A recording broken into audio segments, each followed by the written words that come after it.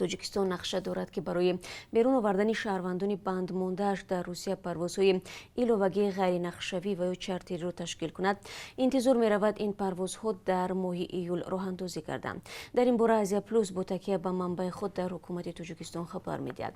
феълан сафорати Тоҷикистон дар Русия номнавис кардани хоҳишмандони бозгашт ба ватанро муваққатан қатъ кардааст. манбаи Азия Плюс гуфтааст ки бо дастури ҳукумат масъалаи ташкили парвозҳои чартерии иловагӣ аз шаҳрҳои гуногуни Русия дар баррасӣ қарор гирифтааст. нақшаи парвозҳо барои тасдиқ ба ҷониби Русия фиристода шудааст. агар мақомоти рус розигӣ бидиҳанд, боз 10 парвози дигар анҷом мешавад.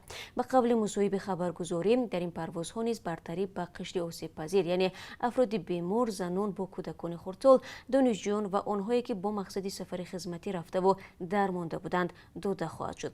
Тоҷикистон барои берун овардани шаҳрвандони бандмондааш аз Русия аз рӯзи 25 июн ба парвозҳо оғоз карда, тибқи нақша то 14 июл 8 парвози ҳавопаймоҳои ширкати Somon Air ва Togic Air анҷом мешавад. тавассути се чунин парвоз 642 нафар тоҷикон ба ватан интиқол дода шуданд. субҳи имрӯз ҳавопаймои чоруми ғайринақшавӣ боз бо ҳудуди 200 мусофири дигар аз Москав ба фурудгоҳи Душанбе расид. дар навбат парвози навбатӣ аз Санкт-Петербург ба Душанбе дар рӯзи 6 июл меистад, ки тавассути ширкати Somon Air анҷом хоҳад шуд. 7 июл аз Екатеринбург ва 13 - 14 июл аз Москав ба Душанбе парвоз мешавад.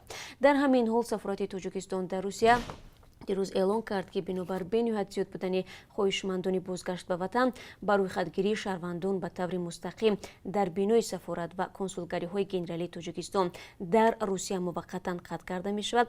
ҳамзамон қабули аризаҳо барои бозгашт ба Тоҷикистон тавассути адреси электронӣ бо назардошти эҳтимоли ташкили парвозҳои чартерии минбаъда идома хоҳад ёфт.